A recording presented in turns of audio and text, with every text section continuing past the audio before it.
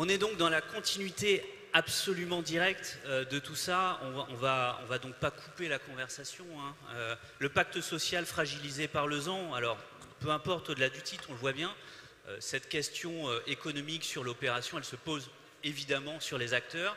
On a une question sur cette question du modèle alternatif de son mode de financement, l'action des collectivités locales. Tout est là, hein. On a un foncier qui est rare et qui est cher, une explosion des valeurs qui ne date pas de la loi climat-résilience, mais on ne peut pas dire que le ZAN ne risque pas d'intensifier les tensions. Alors, comment est-ce qu'on en reste dans le... Vous savez, le donut qu'on avait hier, alors nous on avait le Paris-Brest, pardon, à la française, hein, où on a à la fois à l'extérieur les limites planétaires, mais à l'intérieur c'est le pacte social, hein. Comment est-ce qu'on arrive à rester dans ce périmètre-là, respecter les limites planétaires et en même temps répondre aux besoins des citoyens. Alors, Anthony Doué, vous êtes directeur du... Alors, je ne sais pas comment on dit, hein, le Cibarval. D'accord, j'ai réussi. Donc, le syndicat mixte du bassin d'Arcachon, Val de l'Air. Vous allez nous raconter le territoire. On est en train de parler simplement du bassin d'Arcachon. Je pense que ça suffit à ce que chacun comprenne les enjeux de tension foncière, mais vous allez nous expliquer tout ça. Déjà, où est-ce qu'on en est et puis qu'est-ce que vous voyez devant? Alors en effet, le bassin d'Arcachon, ça parle. Et sur la question du zéro artificialisation nette vis-à-vis du pacte social, réinterroge ce pacte et l'accueil de nouvelles populations. Sauf que le pacte social, il est rompu depuis plusieurs années, bien avant la loi climat et résilience. En effet, le prix du foncier est très élevé. Nos prix atteignent maintenant ceux de la métropole bordelaise.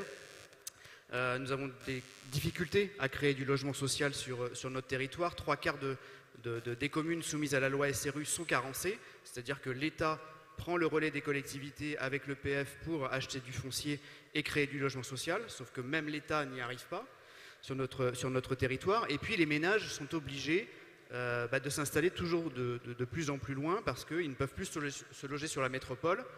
Ils sont venus s'installer chez nous et maintenant les prix étant chers, ils ne peuvent plus s'installer chez nous et donc maintenant c'est le nord des Landes qui explose en termes de démographie et donc c'est aussi 50 à 60 km à faire le matin et le soir pour aller travailler.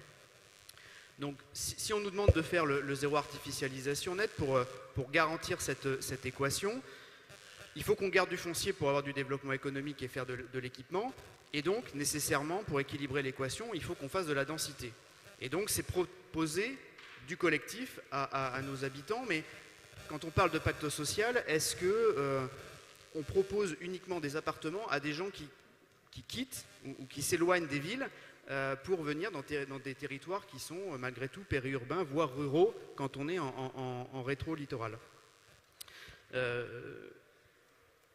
Et donc, par rapport à la création de logements, la difficulté de notre territoire, c'est que nous n'avons pas de logements vacants. On disait hier que le taux minimum de rupture c'était 3,5, nous on est à 4,3 de logements vacants, donc nous n'en avons pas.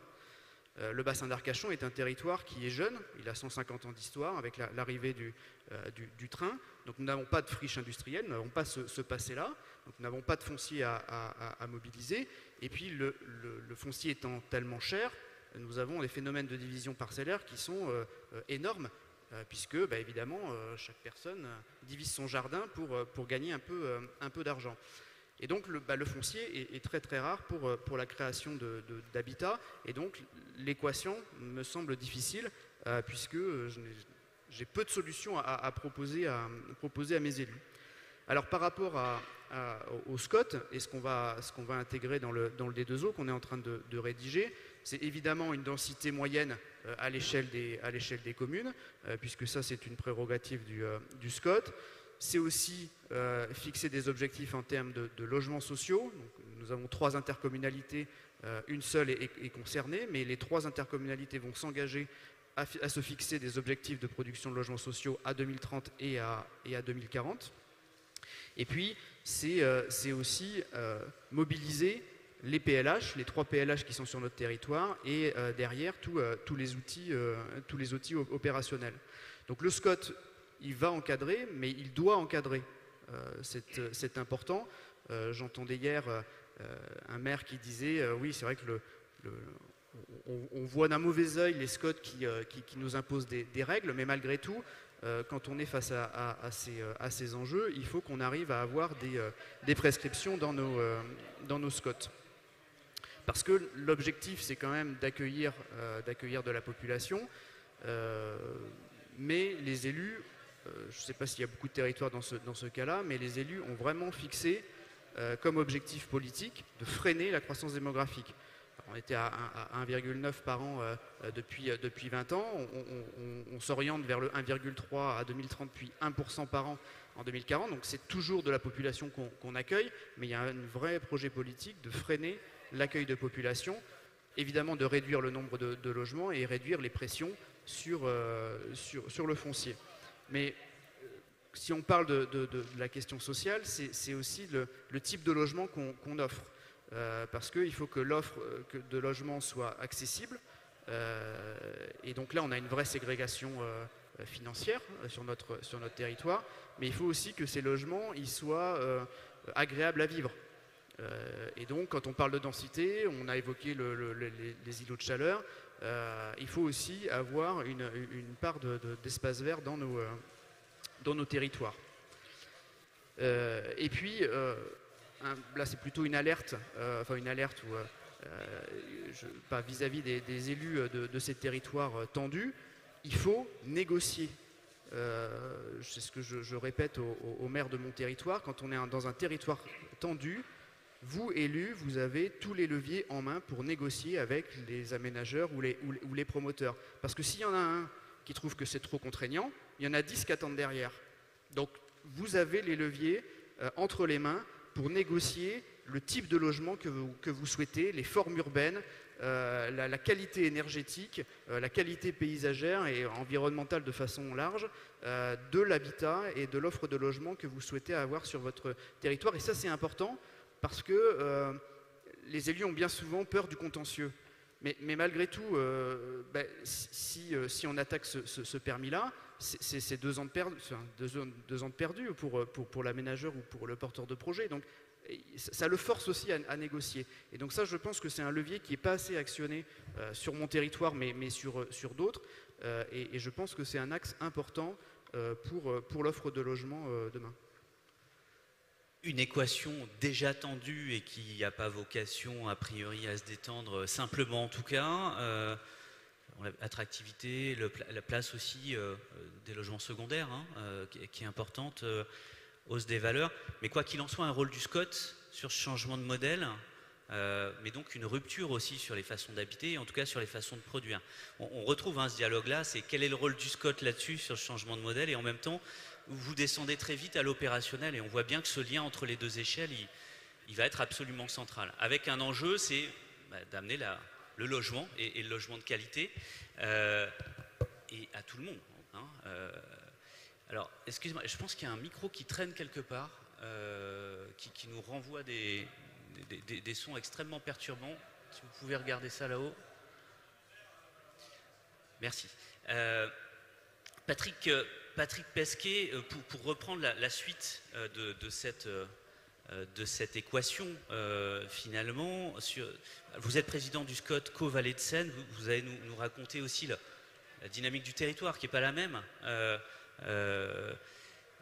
On est bien en train de parler de cette question du parcours résidentiel, et notamment des ménages qui ne peuvent pas nécessairement tous payer, donc des ménages aux revenus normaux. Aujourd'hui, qu'est-ce que vous voyez sur votre territoire, et de façon plus générale, qu'est-ce que vous voyez comme changement, au-delà de parler de rupture, dans ces parcours résidentiels traditionnels, liés notamment à cette thématique du ZAN, de la sobriété foncière, de la consommation, peu importe. Oui, avant de répondre à cette question très précise, je vais me permettre quand même une petite digression, parce que la question de départ, c'est le pacte social est-il fragilisé? La première des questions, c'est quel pacte social? Pour avoir un pacte, il faut être à plusieurs, il faut l'avoir construit ou il faut l'avoir co-construit. Pour l'instant, j'ai l'impression qu'il y a un pacte social qui est plus subi que construit, donc il y a du travail à faire. Néanmoins, le ZAN a eu une opportunité assez curieuse, c'est de rapprocher aussi, c'est un impact politique, de rapprocher le monde agricole du monde de l'écologie. pour défendre les NAF, et tant mieux. Mais la question est-ce qu'il faut s'arrêter à cette défense purement quantitative? Défendre l'agriculture, oui, mais quelle agriculture? Voilà, c'est aussi ça, à partir du ZAN, il faut élargir le problème et ne pas regarder que le quantitatif, mais regarder surtout le qualitatif que l'on va mettre derrière. Une constante de nos 2 jours, en effet. En ce qui concerne les conséquences de terrain, il y a une première conséquence immédiate, c'est la conséquence patrimoniale. La loi climat et résilience, la manière dont ça doit être appliqué, redéfinit la tâche urbaine. Qu'est-ce que ça a comme conséquence? Ça a pour conséquence de déclasser un certain nombre de terrains qui étaient potentiellement constructibles et qui deviennent d'un seul coup, qui deviendront, dès l'application de nos documents et la mise au point de nos documents, qui deviendront inconstructibles parce qu'ils vont retourner soit en classement naturel ou agricole. C'est une bonne chose pour ces espaces-là. C'est une difficulté pour les propriétaires qui avaient effectivement un potentiel financier pour leur retraite. Alors là, clairement, je ne vais pas pleurer sur les gros propriétaires. Ils sauront se défendre, ils trouveront des solutions.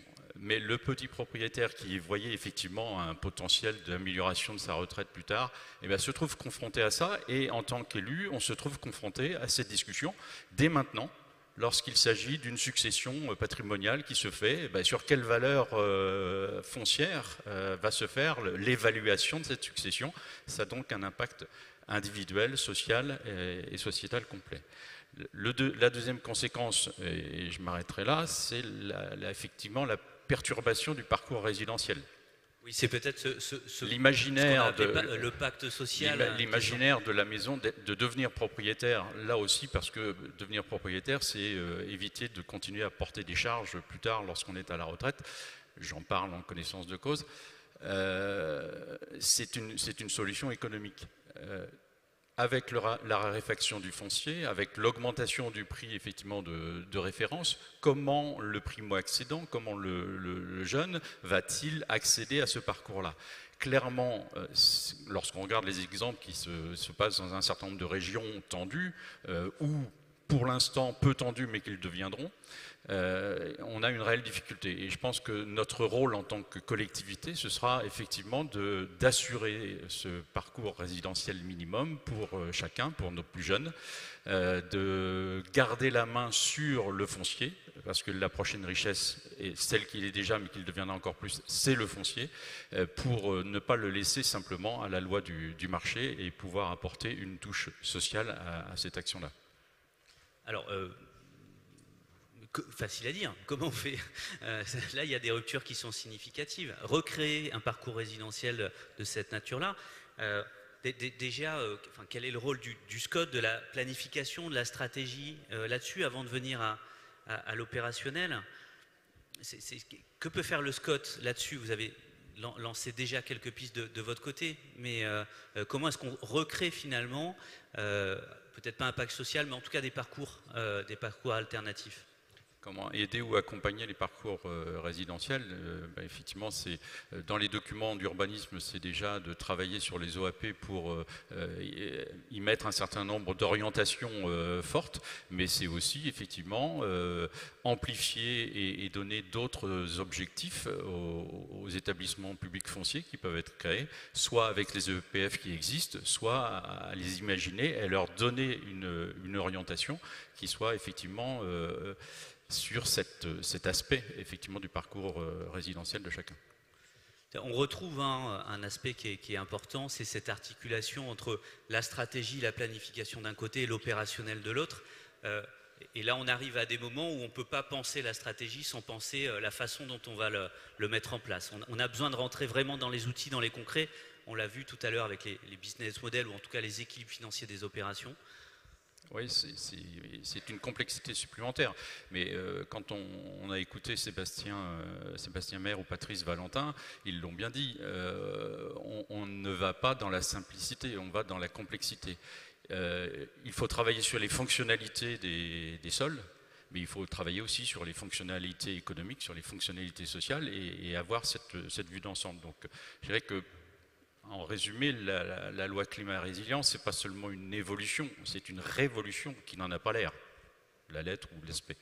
Mais c'est là aussi il faut qu'on change de logiciel, il faut qu'on soit de plus en plus proactif par rapport à nos partenaires et effectivement ne pas subir simplement la loi du marché. Alors parfois la loi du marché est favorable aux collectivités lorsque la zone est tendue, donc on a la facilité de la négociation. Quand on est dans une région ou dans un espace moins tendu, le nombre de promoteurs ne se bouscule pas à la porte et donc il faut se saisir de ce problème, bien entendu, complètement différemment. Donc en plus, les outils doivent s'adapter au contexte, au territoire, etc. Donc on l'a vu, cet atterrissage, il est nécessairement local. Dans le faire, hein, dans les besoins généraux, Raphaël Darmancourt, vous êtes responsable donc, du pôle politique territoriale et urbaine de l'Union sociale de l'habitat. Peut-être qu'on revienne un peu, là, évidemment, en termes d'outils, le logement social, on va le retrouver dans tous les territoires, dans ce territoire détendu dont vous parliez, mais aussi dans le territoire tendu. On en est où déjà des besoins, de ces questions-là? On a un peu asséné des chiffres tout à l'heure. Continuez. Bonjour à toutes et à tous. Alors avant de répondre déjà, je voudrais remercier la Fédération des SCOT pour son invitation et je suis ravie de participer ce matin à cette table ronde. Je ne vais pas vous asséner trop de chiffres, mais quand même quelques-uns pour vous rappeler qu'à l'échelle nationale, il y a 2,2 millions de ménages qui sont inscrits pour une demande de logement social. Donc ça veut dire que le besoin, il est toujours là. Ça ne veut pas dire qu'on va les produire à très très court terme, mais ça veut dire qu'il est là.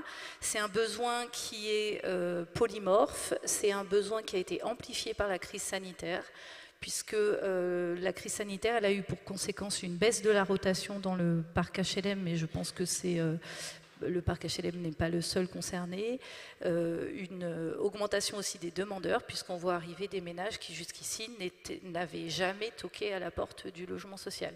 Donc un réel besoin de produire du logement social sur l'ensemble du territoire, quels que soient les territoires, parce que on parle beaucoup des métropoles et des territoires très tendus, mais il y a aussi des besoins dans les territoires moins tendus qui s'adressent à d'autres profils de ménages, et notamment avec la question de l'adaptation du logement au vieillissement, sans pour autant aller à la solution immédiate de l'EHPAD. Et pour le coup, le logement social a beaucoup de solutions à proposer sur ces sujets-là. Alors, notre sujet, c'est le ZEN aussi, enfin les 2 zéros, hein, artificialisation carbone. Pour vous comme pour d'autres, on l'a vu tout à l'heure avec les métiers de l'aménagement, pour les métiers du logement social, en quoi ça remet en cause vos modalités d'action? Est-ce que c'est complètement nouveau? Qu'est-ce que ça change? Alors, je vais m'inscrire un petit peu dans ce qui a été dit lors de la première table ronde. Je pense que le ZAN, il impose de nouvelles façons de travailler, mais surtout, ces façons de travailler, ce sont des façons de travailler en amplification de ce qui existait déjà. Ça a été dit, la sobriété foncière n'a pas été inventée par la loi climat et résilience. Le ZAN impose, quelque part, c'est une injonction au recyclage urbain. Le recyclage urbain, ça fait bien longtemps qu'on en fait, et en l'occurrence, les organismes HLM, ils sont passés maîtres experts en la matière. Je ne vais pas trop vous parler des programmes de rénovation urbaine, mais on sait bien qu'ils sont au cœur du sujet sur les programmes en rue. Sur les programmes Action Cœur de Ville, il faut avoir en tête que les bailleurs, ils portent les 2/3 des opérations financées par Action Logement. Sur les donc 16 000 logements financés par Action Logement, il y en a les 2/3 qui sont portés par les bailleurs sociaux. Ils interviennent y compris en territoire rural, même si c'est à certaines conditions de faisabilité économique, ils ne font pas exception à ça. Le fonds Friche, dont on n'a pas entendu parler dans la précédente table ronde, mais qui me semble un outil que l'État a mis en place à titre exceptionnel dans le cadre du plan de relance, qui est en fait un outil qui vient accompagner cette injonction au recyclage urbain.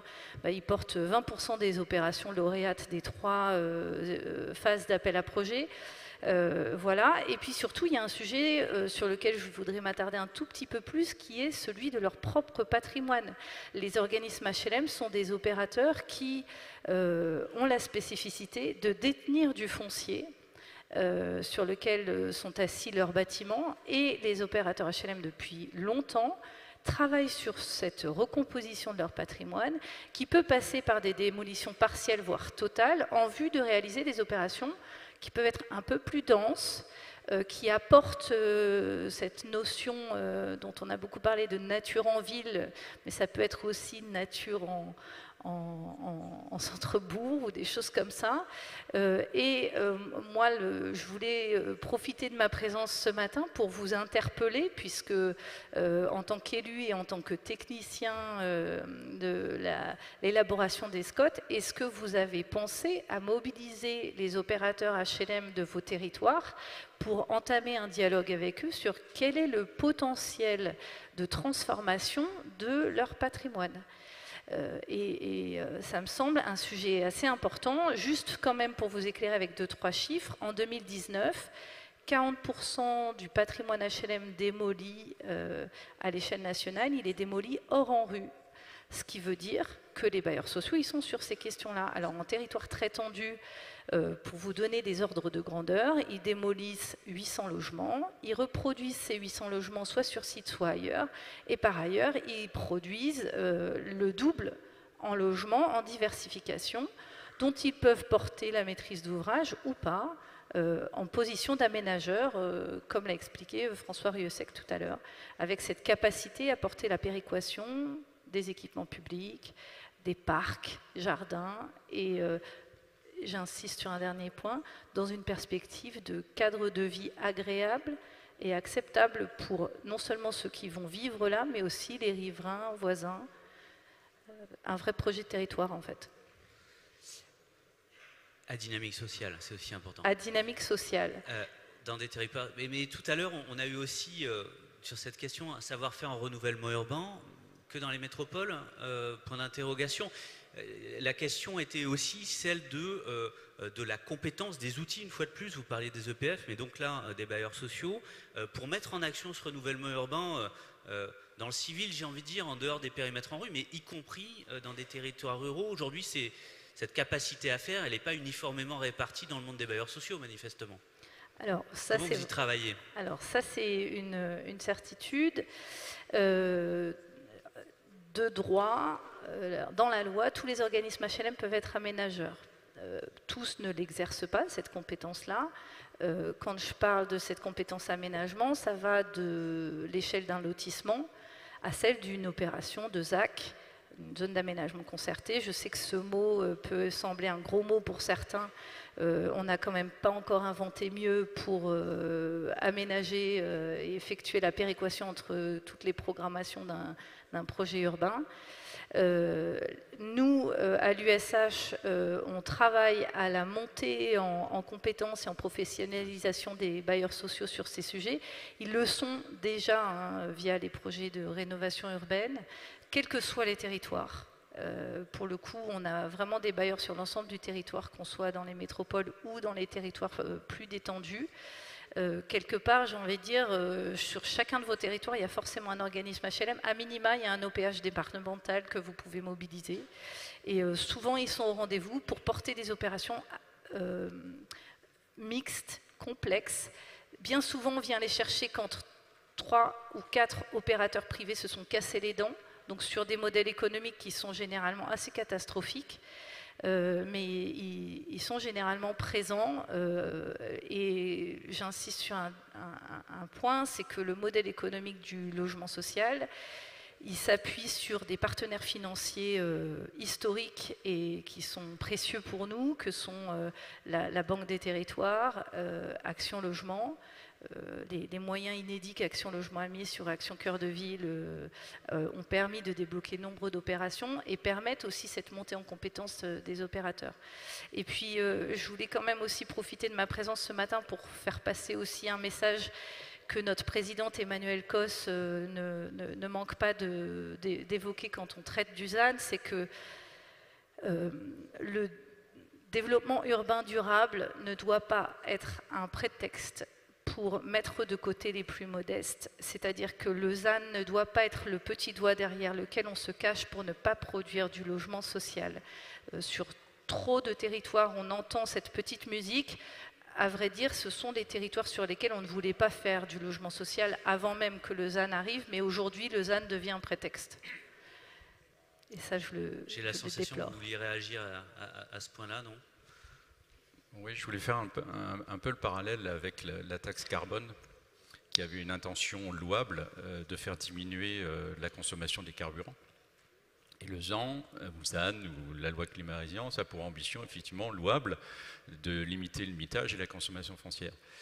Mais bien entendu, il ne faut pas s'arrêter à cette notion de chiffre, et il faut effectivement avoir une volonté de le faire pour que ce soit acceptable et ne pas se retrouver dans les situations très colorées que l'on a eues il y a quelques mois pas avoir autour des bonnets rouges, ronds-points, les gilets jaunes et les sandales vertes ou un truc comme ça.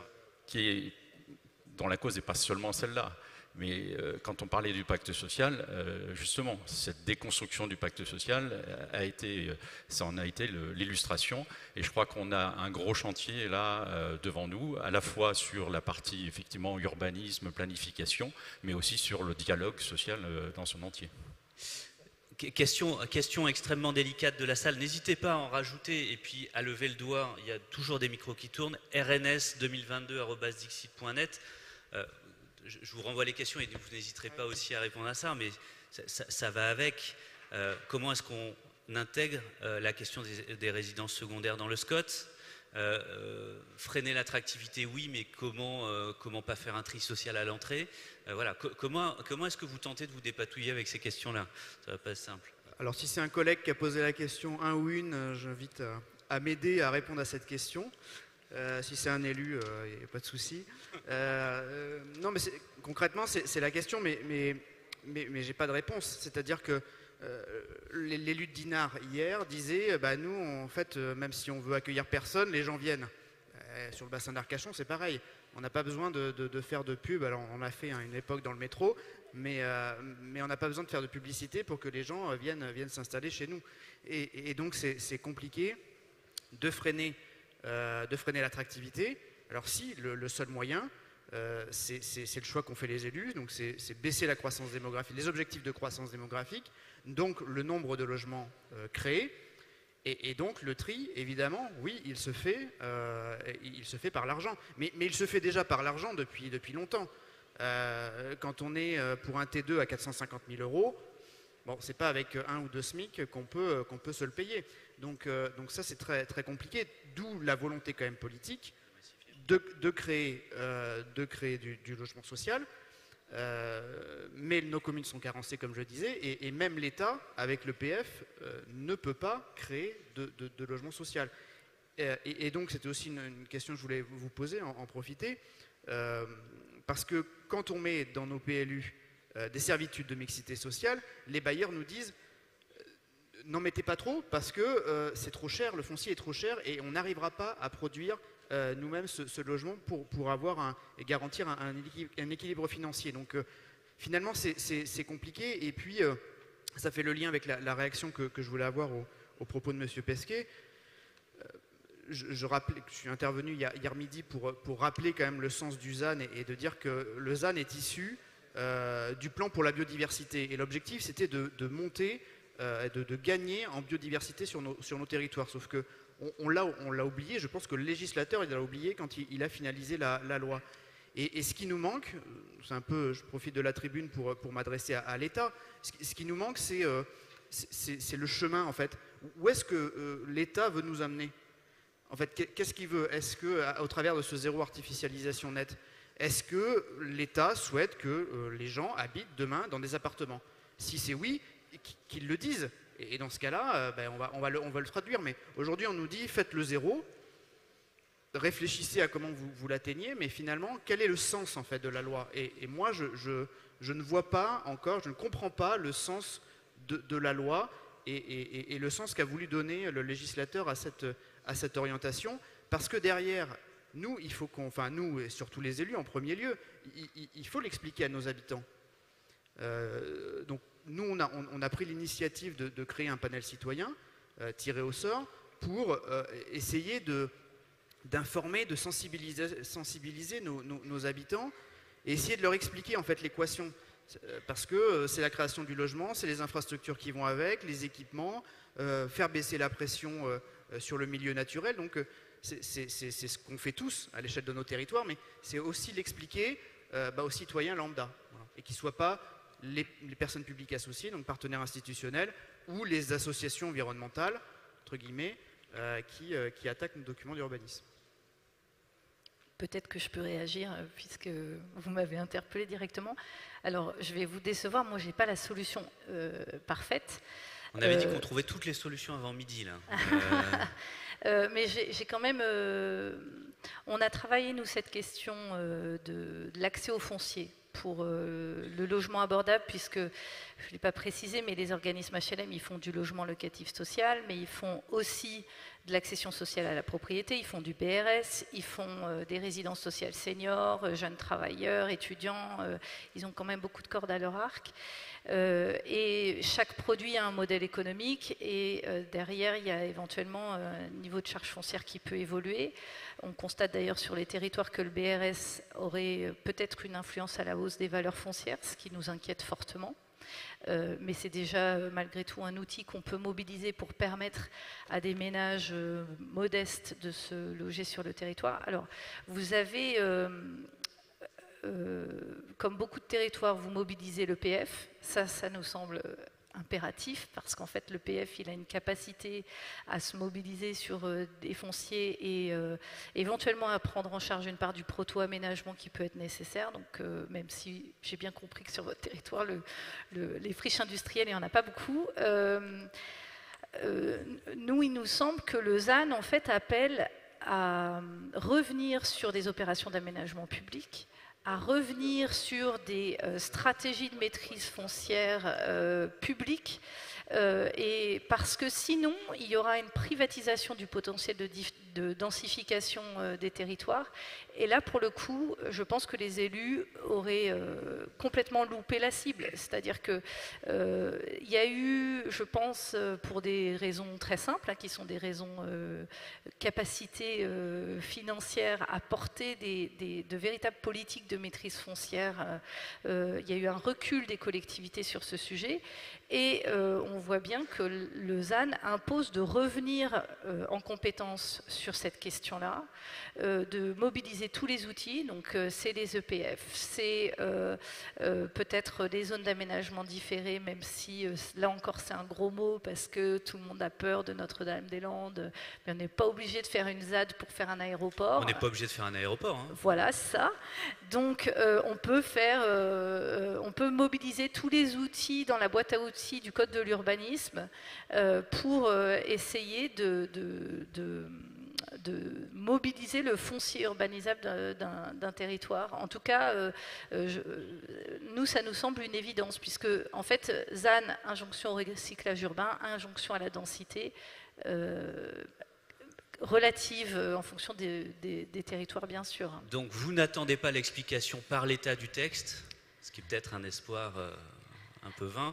Vous en faites votre interprétation et notamment, il va falloir regarder la caisse à outils un peu différemment. Et puis, peut-être, avant de vous laisser rebondir, un autre point que votre propos m'a amené en réflexion, c'est on parle d'acceptabilité parce que tout le monde, on se focalise tous sur les contentieux sur permis de construire, on est tous convaincus que les gens refusent, etc.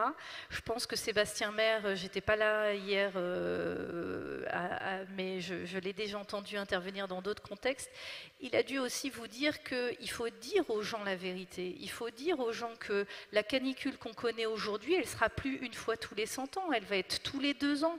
Il faut dire aux gens que ce dérèglement climatique, il va avoir des conséquences très concrètes sur leur vie et que du coup, il faut des réponses très concrètes qui peuvent être parfois perçues comme contraignantes, mais en vérité, on est capable de travailler des projets qui sont perçus comme acceptables. En l'occurrence, les bailleurs, ils savent faire ça très bien. Quand ils sont aménageurs, ils travaillent beaucoup avec les élus sur repositionner en fait l'élu dans son arbitrage sur la décision de mener un projet Mais cette capacité de co-construction du projet avec les futurs riverains, futurs usagers, c'est des choses qu'aujourd'hui on sait faire. Et donc il faut faire, parce que sinon on n'y arrivera pas. Hein. Donc acter d'un principe, mais expliquer le pourquoi Complètement. Et les enjeux, au-delà d'expliquer le texte. Vous souhaitiez réagir, puis j'ai quelques propositions de la salle. N'hésitez pas à envoyer, on cherche les solutions. Le problème, c'est le foncier. La solution, c'est le foncier. Alors sur cette solution-là, il y a deux acteurs. Il y a l'État, par son modèle fiscal et financier, c'est une chose. Et puis ensuite, il y a la collectivité. Il faut faire des choix, ça avait été évoqué hier. Notre collectivité a choisi de ne pas faire un certain nombre de dépenses de confort ou d'image, etc. pour dire le foncier, on l'achète, on l'achète, on l'achète. Oui, il est cher aujourd'hui, mais il sera plus cher encore demain. Donc de toute façon, si on attend, il y aura toujours la même question. Donc il faut agir maintenant sur ça. Donc toutes les solutions, le vieil outil de la politique foncière qui est au fond de la caisse, là, qu'on avait oublié et qu'il faut réactiver. Voilà, tous les outils sont là, la préemption, la négociation, etc. Mais il faut avoir la maîtrise. Après, certaines collectivités achètent du terrain et le revendent pour faire une opération financière. C'est du one-shot. Faut-il se débarrasser de ça? Ne faut-il pas rester propriétaire du foncier et faire comme les grands ports maritimes de la modulation, c'est-à-dire de la location longue durée? Ce sont des recettes aussi pour la collectivité, des recettes pérennes, certes moins importantes, mais des recettes durables et sur lesquelles on peut s'appuyer pour régénérer ce modèle-là. Donc, je pense sincèrement, enfin du moins c'est le choix que notre collectivité a fait, de s'orienter et de mettre en haut des actions, effectivement, les opérations foncières d'acquisition et de maîtrise par rapport à ça. Alors, pour avoir été traité de collectiviste par une députée à l'Assemblée nationale, par rapport à ces réactions-là, est-ce qu'on a des réactions là-dessus? Oui, bonjour. Ça marche. C'est bon. Oui, donc Jean-François Dauvergne, vice-président du SCOT Rouennais, mais également professionnellement et représentant ici la DGCF, l'Association des directeurs généraux des communautés de France. Alors, je pense qu'on parle de beaucoup de choses, mais on oublie quand même, c'est pas qu'on l'oublie, mais en tout cas on ne propose pas de solution sur la question essentielle qui est celle du financement des surcoûts qui vont être générés par le ZAN. On va devoir requalifier des friches urbaines, en gros des friches industrielles, et aujourd'hui on n'a pas de modèle de financement adapté, on a des surcoûts considérables. Je pense qu'il nous manque surtout aujourd'hui dans l'arsenal législatif une grande loi foncière qui consacre l'essentiel des financements publics à ces questions-là. La requalification des friches urbaines, le traitement des friches industrielles, c'est vrai, il y a le fonds friche, il y a les aides de l'ANA, il y a des dispositifs, mais ils sont totalement insuffisants. C'est une goutte d'eau. Je pense que c'est vraiment ce qu'il faut aujourd'hui. Il faut supprimer les financements publics sur la construction, sur les ENAF, c'est-à-dire ça doit se financer tout seul. Et on doit interdire aux collectivités et ne pas mettre de fonds publics là-dessus, supprimer le Pinel en construction neuve, et il faut tout concentrer les dispositifs fiscaux et les aides publiques sur la requalification de l'ancien, sur les questions de précarité énergétique, sur le traitement de la vacance. Voilà, la solution, elle est là. Il faut avoir le courage de le dire.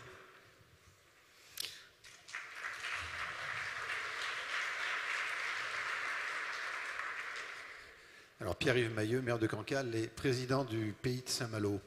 Alors moi j'ai une remarque à faire et puis une suggestion. La remarque, vous avez beaucoup parlé des EPF. Il se trouve que je suis le plus vieil administrateur de l'EPF de Bretagne. Et il ne faut jamais oublier de dire que l'EPF n'intervient jamais si la collectivité n'a pas elle-même de projet. Et que l'EPF ne fait que le portage. Ça veut dire que la collectivité s'engage, si le projet n'aboutit pas, eh bien, acquérir le bien et donc à le financer. Donc ça veut dire que la responsabilité reste dans le camp des élus.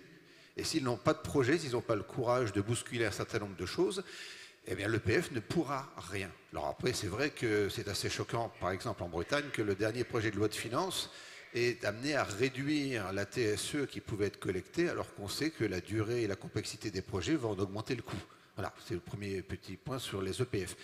La deuxième chose que je voudrais dire, parce que dans le secteur de Cancale, de Saint-Malo, de Dinard, on est un peu comme Arcachon, mais il y a un truc qu'il ne faut pas avoir peur de dire. C'est pas le même climat quand même. Enfin, Non, on a c'est beaucoup plus tempéré, nous, et c'est pour ça que tout le monde veut remonter en Bretagne. Mais bon, plus sérieusement, il y a un truc qu'il ne faut pas oublier de dire. Et moi, je le dis aux interlocuteurs que je croise, est-ce que vous voulez mourir riche et seul, ou est-ce que vous considérez que en vieillissant, vous allez avoir besoin de personnes indispensables qui auront des revenus qui doivent leur permettre de rester auprès de vous. Sinon, la communauté humaine de la commune, et puis si on regarde un peu plus largement le territoire, oui, on va faire de la densité, mais dans les cimetières.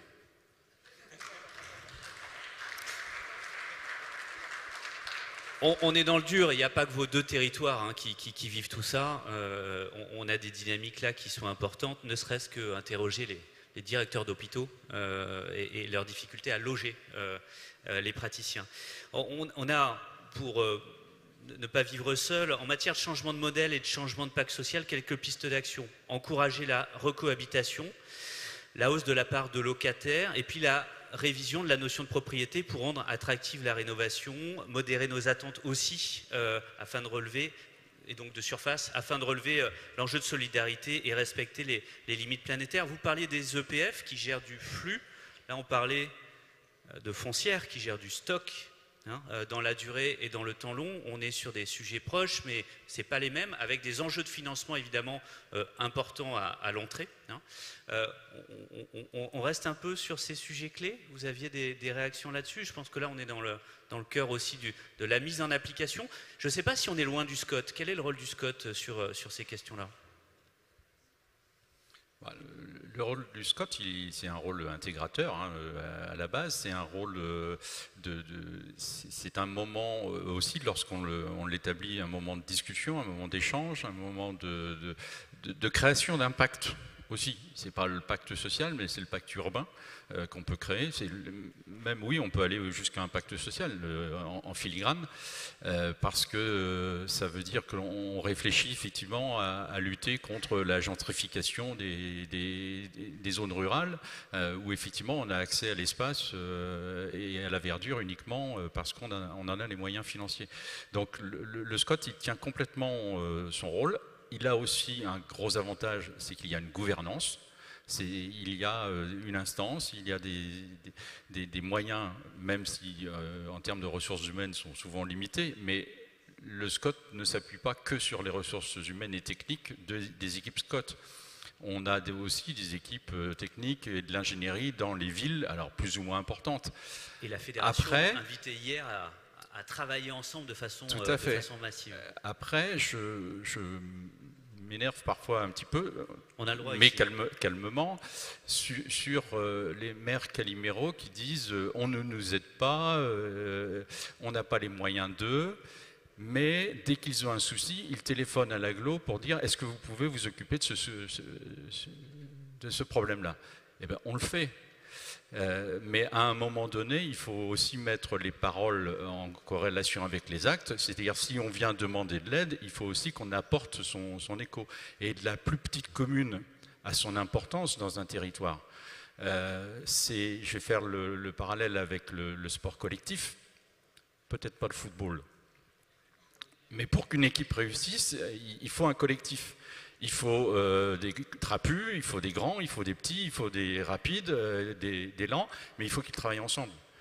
Un EPCI, un SCOT, c'est ça aussi. Et donc il nous faut partager cette richesse et surtout construire là aussi cette envie de travailler ensemble, quoi. Ne pas oublier le C du SCOT, cohérence. Il faut une maîtrise publique du foncier pour tous les sujets, et avoir une gestion publique de tous les maillons de la chaîne des actes de production. Cessons de mutualiser les déficits et de privatiser les bénéfices. Certes, on voit qu'on est dans le sujet. Peut-être une remarque quand même. Dans du fonds friche aussi dans ce cas-là, etc. Alors, je voulais rebondir sur un autre sujet.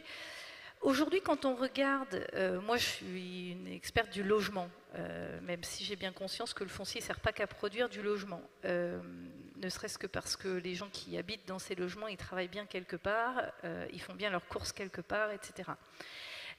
Aujourd'hui, quand on regarde le cycle de création de valeur du foncier, en fait, il y a 2 points où il y a de la création de valeur.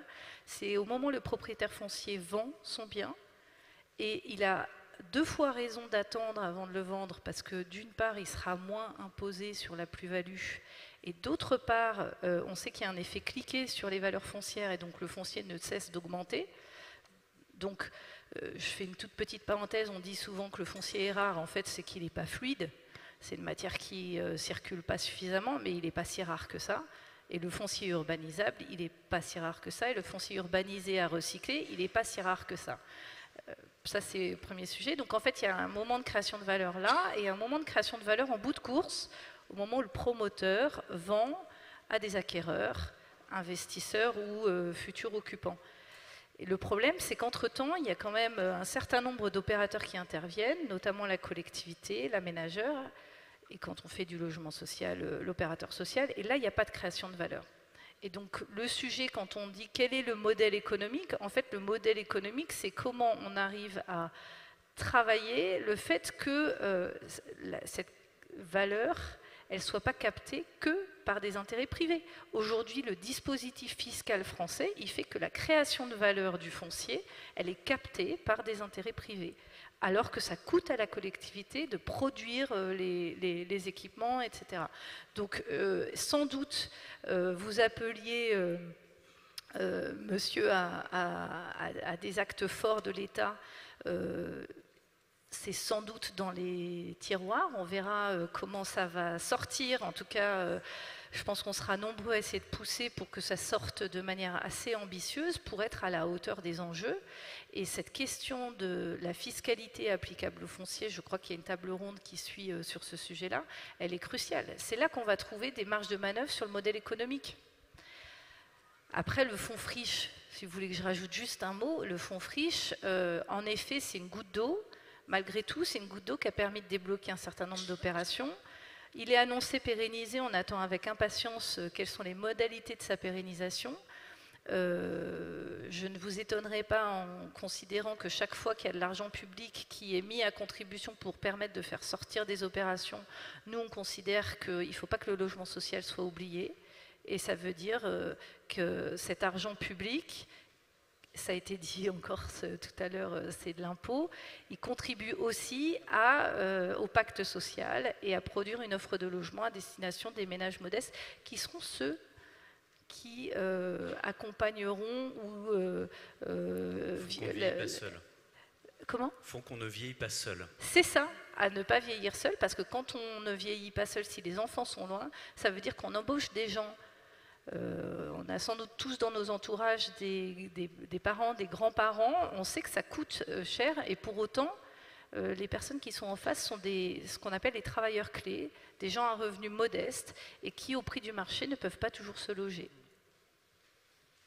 Oui, une réaction, en effet, du foncier, il y en a, du foncier à renouveler, mais il n'est pas équitablement réparti sur le territoire national. Et ça fait le lien quand même avec les travaux qu'on mène actuellement avec nos régions, sur les modifications du SRADET et sur la vision d'aménagement du territoire de chacune des régions. On a eu le phénomène de métropolisation, concentration autour des métropoles qui aspirent encore et les habitants et les activités. Donc il y a peut-être aussi à travailler avec les régions pour un rééquilibrage territorial du développement et de l'accompagnement aussi des territoires qui sont peut-être plus en difficulté ou plus modestes. Et les SCOT prennent leur part. Ils prennent leur part aux travaux à mener avec la région, ils prennent leur part lors de l'élaboration des documents d'urbanisme, avec les leviers qui sont à notre disposition. Et je rebondis sur la question de la fiscalité, qui est un vrai sujet qu'il faut qu'on porte au niveau national avec la fédération et avec les travaux du Sénat actuellement. Mais c'est un vrai sujet parce que le Pinel, sur notre territoire, nous fait beaucoup de mal. Parce que, alors peut-être qu'on le ferait tous, mais à 55 ans, on achète un produit défiscalisé pendant 9 ans, donc ça nous rembourse une partie de l'investissement. Et puis, à la retraite, on vient s'installer en résidence secondaire sur notre territoire. Donc finalement, on a créé du logement. Alors oui, du locatif, donc ça a pu être un levier intéressant pour les habitants, mais pendant une courte durée. Et ensuite, ça bascule en résidence secondaire. Et là, derrière, on n'a aucun levier à n'importe quel échelon pour encadrer ces types de logements et types d'occupation. La défiscalisation du logement secondaire. Aligner les questions fiscales, je pense qu'on est au cœur du sujet qu'on va traiter après. Je ne sais pas s'il y a d'autres réactions. Une question ici ?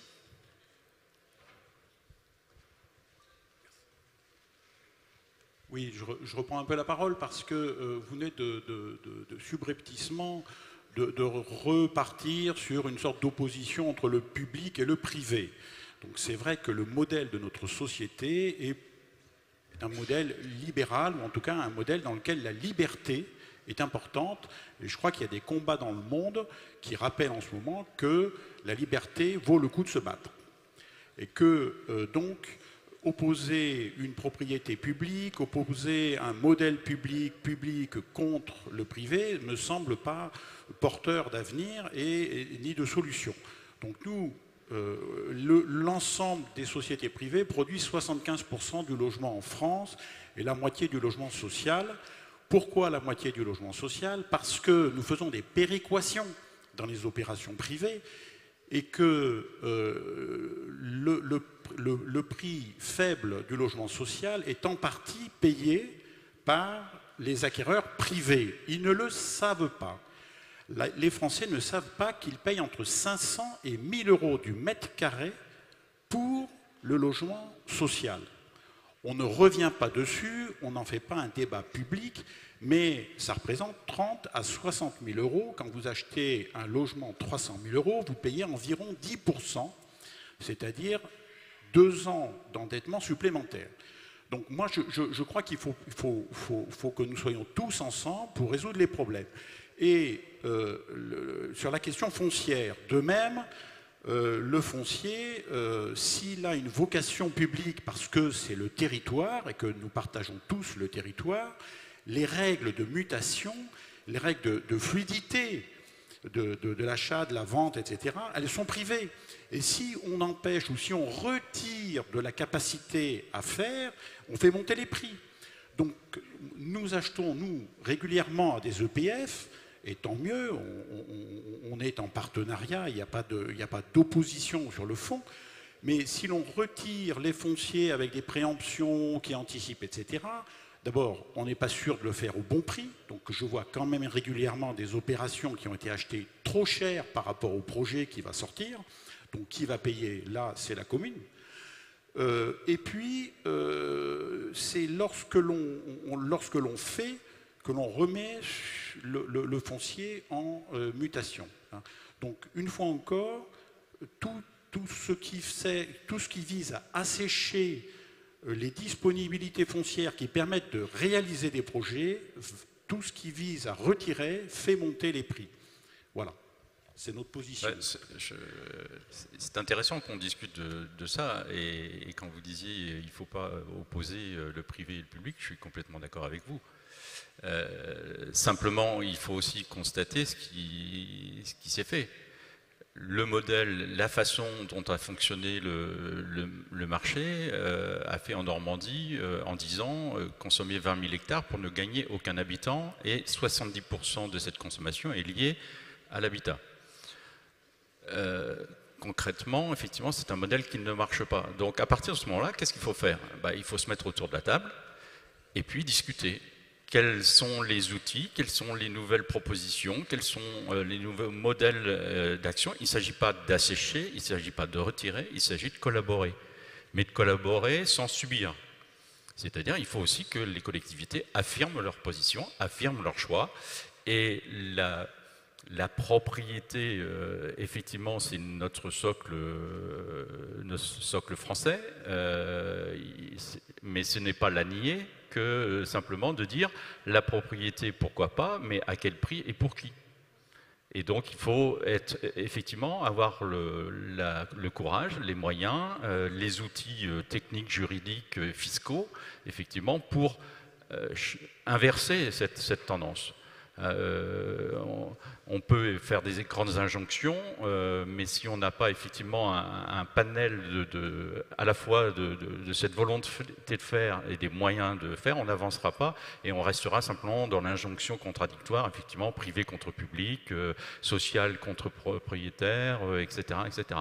Donc, très clairement, on a besoin de réinitialiser nos neurones et de repartir sur d'autres bases, parce que de toute façon, on est là au bord d'un certain précipice, et si on veut faire un grand pas en avant, ben, on tombera encore plus bas, quoi.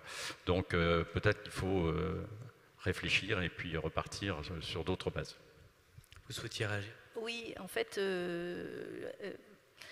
mon propos tout à l'heure n'avait pas pour objet d'opposer le privé et le public. Vous l'avez très bien dit, François, il y a 50% de la production HLM qui est produite par des opérateurs privés. Loin de moi cette idée-là, et donc je suis désolée si c'est la perception qui était celle de mon propos. Ce que je voulais dire, c'est que quand même, il y a deux moments de création de valeur et que la collectivité, elle doit trouver le moyen de capter une partie de cette création de valeur. Et donc ça, finalement, milite pour ce pourquoi vous plaidiez tout à l'heure, à savoir un travail partenarial en amont, où la collectivité a le courage d'afficher un cap, une volonté de mener un projet, et ensuite se dote des moyens, outils pour le faire. Et ça peut être un contrat tripartite que vous évoquiez tout à l'heure, ça peut être mobiliser un EPF, il y a plein d'outils possibles. Donc voilà, je voulais juste rectifier, vous avez fini sur le terme partenariat, il me semble que le partenariat, il est en effet essentiel. Et en tout cas, il ne s'agit pas de laisser les projets venir. En effet, il s'agit de les impulser en s'interrogeant sur où est-ce qu'on développe, où est-ce qu'on stoppe le développement, etc. Et je crois que le SCOT, c'est la bonne échelle aussi pour poser ces questions, pour interpeller aussi les élus à l'échelon du PLU derrière sur dans quelle mesure on sera au rendez-vous à la fois des objectifs de sobriété foncière, mais aussi ceux du développement nécessaire, d'une offre d'habitat, d'une offre économique, etc. Écoutez, je vous propose alors non pas qu'on conclue, c'est certainement pas une conclusion, on a levé beaucoup de questions fondamentales. Je vous remercie, je pense qu'on peut en remercier. Merci à vous. Merci beaucoup pour cet échange.